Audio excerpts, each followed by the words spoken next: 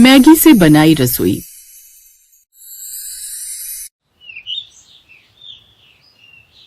ये क्या बना रही हो बहू? माँ जी मैगी बना रही हूँ, बस 2 मिनट में बन जाएगी। बस हाथों से मेहनत करनी ही नहीं, न सब्जी काटनी है न मसाला भुनना है, ये मैगी बनाकर छुट्टी करती हो। हम नहीं खा सकते बहू ये रोज रोज मैगी। माँ जी इसमें बुराई ही क्या है? मैगी इतनी तो स्वाद लगती है, पता नहीं आपको मैगी क्यों नहीं पसंद आती। कोई जबरदस्ती थोड़े है बहू की जो चीज तुम्हें खानी पसंद हो वो मुझे भी पसंद आए। अब कान खोलकर सुन लो, आज से ये मैगी तुम अपने लिए ही बनाया करो। हमारे लिए तुमसे रोटी सब्जी नहीं बनती तो मैं खुद बना लिया करूंगी।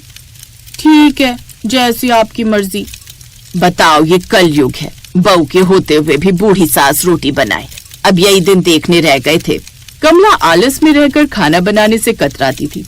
अब वो अपने लिए मैगी बनाती और सास सबके लिए रोटी सब्जी बनाती। कमला क्यों सारा दिन मैगी बनाती रहती हो तुम? रोटी सब्जी बना लिया करो ताकि मन को भी परेशानी ना हो। मुझे मैगी खाना पसंद है। मैं शादी से पहले भी मैगी खाती थी, मुझे रोटी सब्जी कभी पसंद ही नहीं आई, इसलिए मैं यहाँ भी मैगी बनाकर खा लेती हूँ। अब आप सब मैगी नहीं खाते तो इसमें तो मेरी कोई गलती नहीं है ना, और मुझे खाना बनाना अच्छा भी नहीं लगता। आप सबने मैगी खानी है तो मैं बना दूंगी, पर रोटी सब्जी बनाने के लिए मुझे मत कहा करो, मैं नहीं बनाऊंगी। कमला ने रोटी सब्जी बनाने के लिए घर में साफ मना कर दिया। जानकी कोई बात नहीं, कभी कभी रोटी बना लिया करो, वरना बहू मैगी बनाती है तो हम वही खा लिया करेंगे। जानकी चुप रही, वो कुछ नहीं बोली। एक दिन कमला बाजार से लौट रही थी। उसने देखा एक औरत कबाड़ी वाले को मसाले और दूध के काफी सारे पैकेट बेच रही है। बदले में उस कबाड़ी वाले ने औरत को पैसे दिए। ये देखकर कमला चौंक गई, फिर कुछ सोचकर बोली, भैया कोई से भी पैकेट खरीद लेते हो क्या? हाँ, पैकेट होने चाहिए, मैं सब खरीद लेता हूँ। ये कबाड़ी वाला तो सारे पैकेट खरीद लेता है। अगर मैं इसे मैगी के पैकेट बेच दूं तो मेरी तो कमाई भी हो जाएगी और माँ जी के सामने मेरी इज्जत भी बढ़ जाएगी। भैया मैगी के खाली पैकेट भी खरीद लोगे? हाँ बहन जी, मैं सारा कबाड़ खरीद लेता हूँ, पर पैकेट गीले और खराब नहीं होने चाहिए। तो ठीक है भैया, मैं तुम्हें अपना घर बता देती हूँ, तुम 1-2 महीने बाद मेरे से पूछते हुए निकल जाना। कमला के चेहरे पर एक अलग खुशी थी। उसने उसी दिन से मैगी के खाली पैकेट जमा करने शुरू कर दिए। कमला जब भी मैगी बनाती खाली पैकेट संभाल कर रख लेती। एक दिन रसोई की सफाई करते हुए सास जानकी ने जमीन पर बिखरे पैकेट देख लिए। तभी कमला आ गई। माँ जी ये मैगी के पैकेट कूड़े में नहीं फेंकने, ये मैं जमा कर रही हूँ। लो, पहले मैगी खाती थी, अब क्या मैगी के पैकेट भी पकाकर खाने का इरादा है? अजी सुनते हो? रमेश तू भी इधर आ बेटा। क्या हुआ माँ? अरे तुम्हारी बहू पगला गई है, रोज रोज मैगी खाती है, इसके दिमाग पर मैगी का भूत सवार हो गया है। ये देखो मैगी के पैकेट इकट्ठे करने लगी है। माँ जी आप बेकार में बात को उलट पुलट कर रहे हो, मेरे दिमाग में कोई मैगी का भूत नहीं चढ़ा, ये पैकेट तो मैंने। कमला अपनी बात पूरी भी नहीं कर पाई थी कि अचानक तेज बारिश और तूफान आना शुरू हो गया और एक ही पल में तेज बारिश और तूफान से रसोई की एक दीवार नीचे गिर गई। सब घबरा गए। हे भगवान ये क्या हो गया?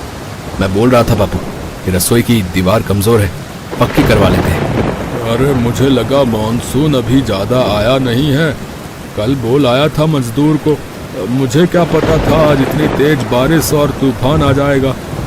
माँ जी घबराओ नहीं, कुछ नहीं हुआ, सब ठीक है। आप वहाँ कमरे में बैठो या रसोई मैं साफ कर दूंगी। कमला अभी बारिश तेज है, सारा पानी रसोई में आ रहा है, अभी रहने दो। जब बारिश रुक जाएगी मैं मजदूर को बुला लाऊंगा, तब तुम रसोई साफ कर लेना। बारिश के कारण पूरी रसोई में पानी भरता जा रहा था। बारिश रुकने का नाम ही नहीं ले रही थी।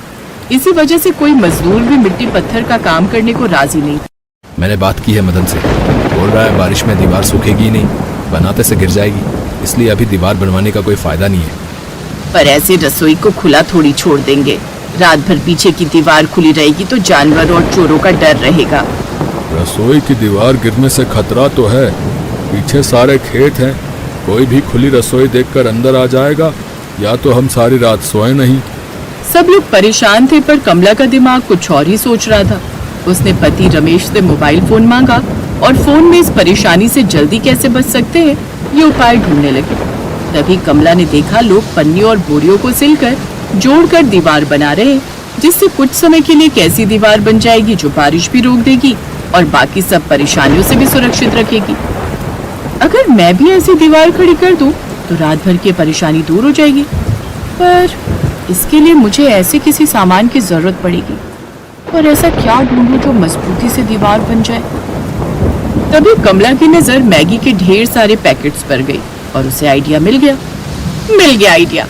अब मैं इन सारे पैकेट को जोड़कर एक दीवार बनाऊंगी। इसके लिए मुझे इन सारे पैकेट को आपस में मजबूती से जोड़ना होगा। मुश्किल है पर नामुमकिन नहीं, बस मैं कर पाऊं।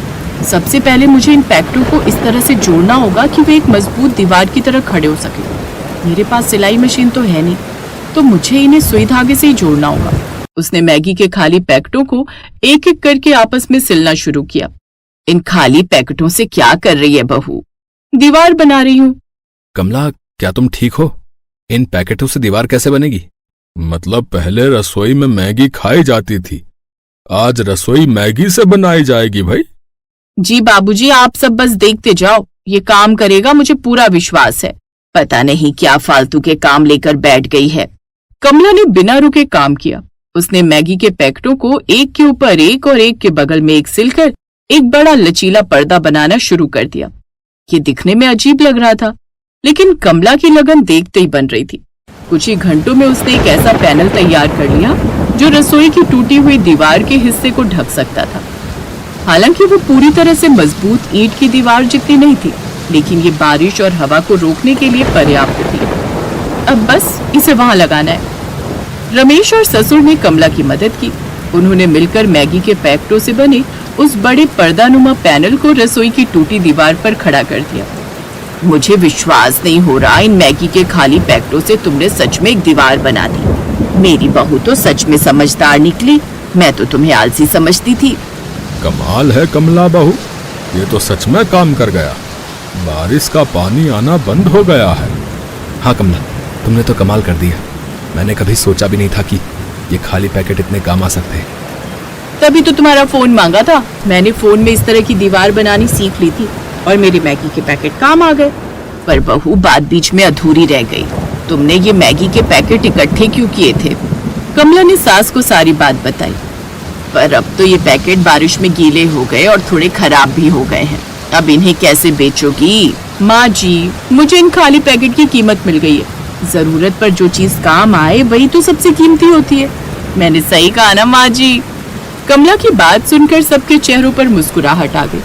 कमला की सास समझ गई कि कमला सिर्फ नाम की आलसी थी, वैसे वो बहुत समझदार और मेहनती थी।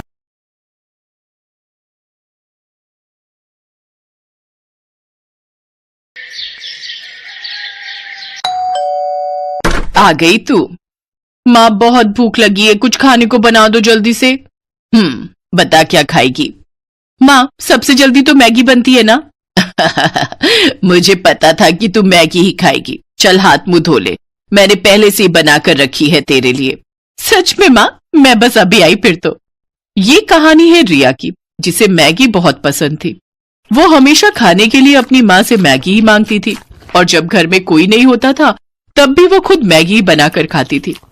ऐसे ही वक्त गुजरता चला गया और फिर वो दूसरे शहर जाकर हॉस्टल में रहकर पढ़ाई करने लगी। और फिर एक दिन, हेलो रिया, क्या कर रही है? कुछ नहीं माँ, बस नाश्ता करके कॉलेज जा रही हूँ। अरे वाह, क्या बनाए नाश्ते में? वो माँ, मैंने मैगी ही बनाई होगी। हाँ माँ, थोड़ी देर हो रही थी तो मैंने सोचा कि मैगी ही बना लूं। अरे मैगी की भूखी, तेरा पेट कब भरेगा इस मैगी से? पेट तो बहुत अच्छे से भर जाता है माँ, बस मन ही नहीं भरता। जब से रिया हॉस्टल में आई थी तब से ही वो दिन रात बस मैगी ही खाती रहती थी। ना तो उसने कभी कुछ और बनाना सीखा और ना ही सीखने में रुचि ली। ऐसे ही उसका कॉलेज भी पूरा हो गया और फिर वो अपने घर लौट गई। फिर एक दिन, सुन, जल्दी तैयार हो जाना, ठीक है? क्यों, क्या हुआ? कहीं जाना है क्या? अरे पगली, बताया तो था आज लड़के वाले आ रहे हैं तुझे देखने। क्या माँ, मुझे अभी शादी नहीं करनी। अभी नहीं तो कब करेगी? बुढ़ापे में क्या? चल जल्दी से तैयार हो जा। सरला के कहने पर रिया तैयार हो गई। सुधीर और उसकी माँ कुसुम उसे देखने आए। रिया की सुंदरता देखकर सुधीर ने उसे फौरन पसंद कर लिया और फिर 2 महीने बाद उनकी शादी की तारीख भी तय हो गई। इसी बीच सुधीर और रिया बाहर घूमने गए और फिर एक होटल में। तुम क्या खाना पसंद करोगी? मैं तो राजमा चावल खाऊंगा। वो यहाँ मैगी मिलती है क्या? हाँ मिलती ही होगी, पर होटल में आकर मैगी खाओगी? हाँ, क्यों नहीं। चलो ठीक है, जैसी तुम्हारी मर्जी। उस दिन सुधीर को समझ आ गया था कि रिया को मैगी बहुत पसंद है, लेकिन कितनी ज्यादा पसंद है ये तो उसे मालूम होना अभी बाकी था। फिर उसी शाम, रिया देख, अब तेरी शादी होने जा रही है, अपने ससुराल में जाकर उन्हें क्या खिलाएगी? बस मैगी? अरे कुछ तो खाना बनाना सीख ले, वरना तेरी सास तुझे धक्के देकर घर से बाहर कर देगी। हाँ माँ, कल से मुझे खाना बनाना सिखा देना, ठीक है? रिया को कभी खाना बनाने में इंटरेस्ट नहीं आया। उसने जब बहुत आसानी से अपनी माँ को कहा कि वो कल से ही खाना बनाना सीखेगी, तभी उसकी माँ समझ गई थी कि वो जरूर कोई तिकड़म भिड़ा रही है। शादी को अब बस 10 दिन बचे थे और अगले ही दिन रिया की 4 सहेलियां उसकी शादी के लिए उसके घर में आकर रुक गईं। सरला समझ गई कि अब वो उसकी सहेलियों के सामने उसे क्या ही खाना बनाना सिखा पाएगी, और हुआ भी वही जिस बात का सरला को डर था। शादी की तारीख आ गई, पर असली कहानी तो अब शुरू होने वाली थी। शादी के ठीक 2 दिन बाद। रिया बेटी, यहाँ आओ। जी माँ जी। हमारे यहाँ रिवाज है कि नई बहू दूसरे दिन खाना बनाती है। आज सुधीर के फूफा जी और मौसा जी खाना खाने आएंगे, तो तुम एक काम करो, 3-4 तरह की बढ़िया सब्जी वगैरह बना लो। अगर तुम कहो तो मैं लग जाती हूँ तुम्हारे साथ। नहीं माँ जी, मैं कर लूंगी। रिया ने उस वक्त तो अपनी सास को हाँ बोल दिया, लेकिन अब उसकी हालत खराब हो रही थी, क्योंकि बचपन से उसने मैगी के अलावा कुछ और बनाना सीखा ही नहीं था। वो किचन में गई और झट से अपना फोन खोला और अलग अलग रेसिपीज खोलने लगी। उसने तय किया कि वो फोन से देखकर 3-4 तरह की डिश बना लेगी। उसने खाना बनाना शुरू किया, लेकिन कुछ ही देर में उसके पसीने छूट गए। चावल जल चुके थे, मटर पनीर में मटर तो थे, पर पनीर पूरा घुल चुका था। कढ़ी कच्ची थी और भिंडी में नमक तेज हो गया था। रिया समझ गई कि आज उसकी शामत आने वाली है। तभी बाहर से उसकी सास की आवाज आई, बेटा रिया, खाना बन गया हो तो ले आओ, सब लोग इंतजार कर रहे हैं।